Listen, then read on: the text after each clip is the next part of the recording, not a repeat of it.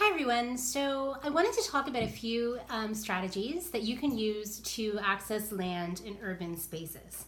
Because access to land is one of the biggest obstacles to urban permaculture projects, and it can be an obstacle to rural permaculture projects as well. So the first one is using public lands or looking for potential spaces on publicly owned lands. A lot of times what this might look like is having a plot in a community garden. So it might be an allotment garden where you rent your plot, or it might be a community garden where you're all communally running it together.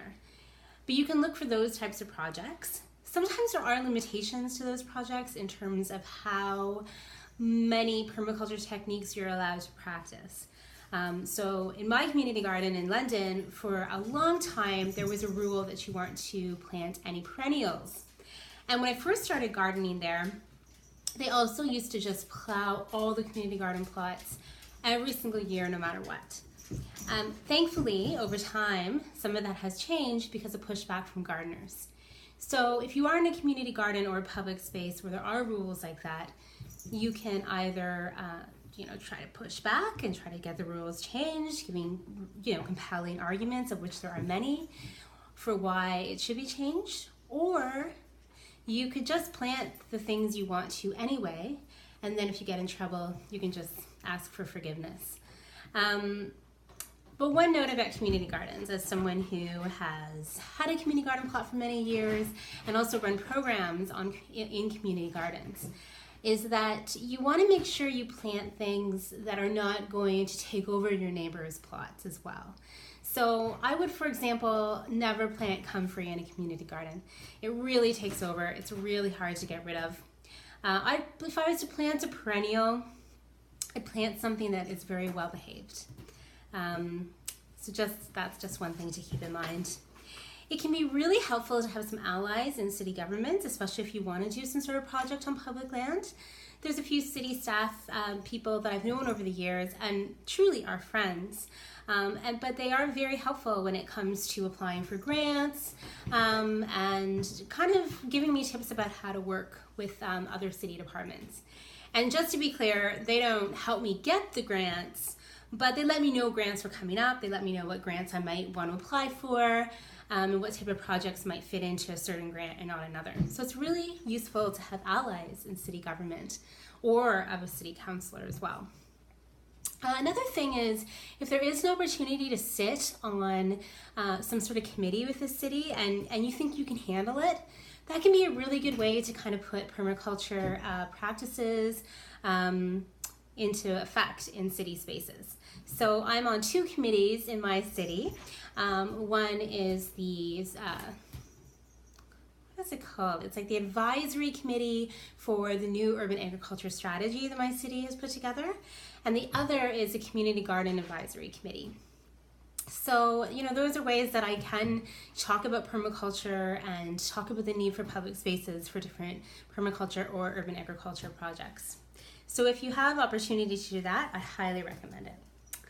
Second thing I want to suggest for finding access to land is there's a growing movement in community land trusts. Now, some of them are very, very large. They're large nonprofit organizations, and they own quite a lot of land. It can be useful to work with those, especially if you have a project maybe that is on private land or vacant, abandoned land that you think you're going to lose access to. Trying to find if there is a community land trust organization in your city that might be interested in saving the land and having it become part of their land trust. Sometimes the really large NGOs, operate like a really large non-governmental organization. So you may not have as much control over your project as you want. But there are some more community grassroots community land trusts starting up. And one is Parkdale Neighborhood Land Trust, which I do talk about several times in this module and I think is really inspiring and doing some really great work. So I encourage you to check them out and think about if that is a possibility to start a land trust or to find an organization to partner with.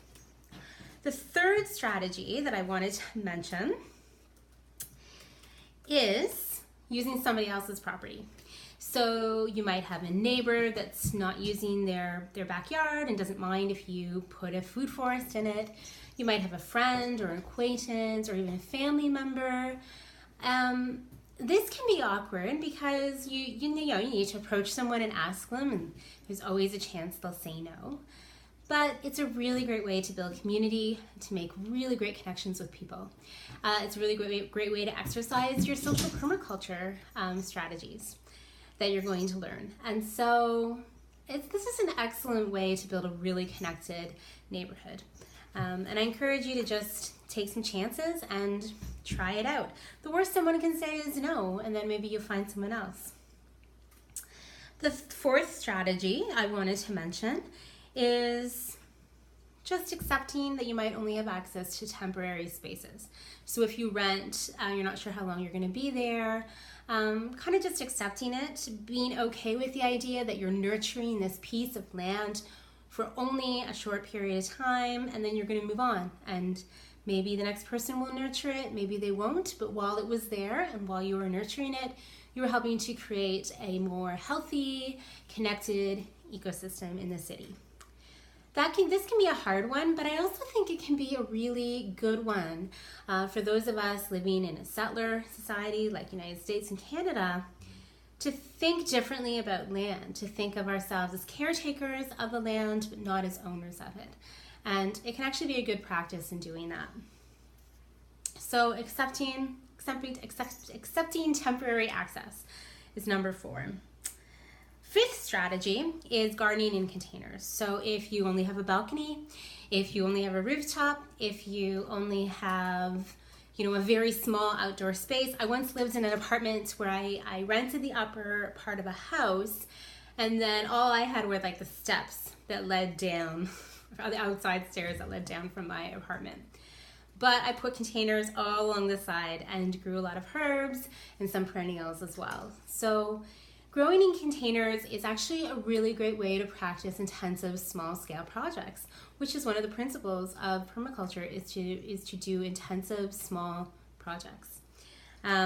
You definitely can practice permaculture even if you are using containers. I felt for a long time that I wasn't really practicing permaculture because I had a community garden and I had containers and I wasn't able to do like a real food forest. But I was practicing a lot of the principles of permaculture in ways that were forcing me to be more creative and innovative than if I just had access to a big plot of land. So you definitely are practicing permaculture.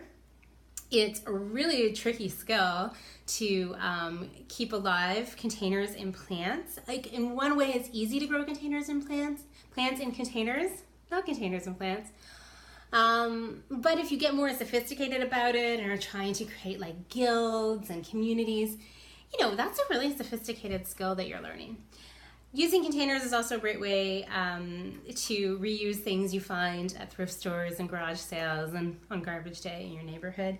So growing in containers is a great thing to do. Even though I have a backyard now, I still grow in containers on my deck because I just like to. Number 6 is guerrilla gardening. So guerrilla gardening is gardening in spaces where you do not have permission of the landowner to garden in them. So typically when it's private property, people only do it if it's vacant or abandoned land. You do want to make sure that it was not ever some sort of industrial site that might contain heavy metals or especially like lead or other toxins in the soil. So you want to be a little bit careful. I wouldn't recommend gardening in abandoned land that used to be a factory, for example. There's probably a lot of toxins in that soil. But this is a way that a lot of community gardens first got established. A lot of the ones that were established in the 70s and 80s were actually people taking over vacant lots, especially in really large cities where access to land is really limited, such as New York City. So, there's a really time-tested technique of doing this, and then it leading to being a more established garden. Sometimes those types of gardens are destroyed though, which is heartbreaking. You might know the story of the South Central Farm in South Central Los Angeles, where it was this abandoned lot and people took it over. It was a lot of Hispanic people from the neighborhood. They grew beautiful things. They used the things that they grew to sell and make a little bit more of income. They had trees, they had plants and perennials and trees that were really meaningful to them culturally and personally.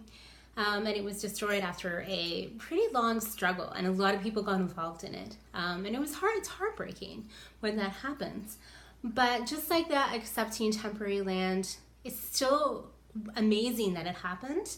And guerrilla gardening, another element to it that's a huge benefit is it's activism. You're out there, you're gardening in spaces that were, sitting vacant, or maybe public spaces where, the land's not really being used. It's like concrete sidewalk, or, a park that's just like a lawn, just grass. You're really encouraging people to rethink how we design cities and to rethink, how we grow food in cities, or if we grow food in cities. So it's activism, and it's a really, meaningful and, wonderful way to do permaculture activism. Something people have done in public spaces that involves guerrilla gardening is plant fruit trees in public spaces. In some cities, for example mine, I happen to know that if you plant a tree in a park, they're very reluctant, Parks and Rec, even though they don't want you to do that. Once the tree's planted, they're very reluctant to take it down. So, you might have a similar rule like that in the cities where they don't really mess with trees. And then I've known of people who have to do poles, like on a streetscape, that have attached like hanging baskets and stuff. Or if there's a planter on a streetscape that's been abandoned by the city, planting food in there, and really getting people to think differently about cities and urban space and food. So there's a lot of possibilities for projects that are really fun, that you can get food out of, but also you can get people talking and thinking. So those are some of the strategies I encourage you to try out if you are having a hard time accessing land. And I just encourage you to be creative and innovative. All of these will require your social permaculture skills. And that's why social permaculture is a really important element to practicing permaculture, especially in cities. Thanks.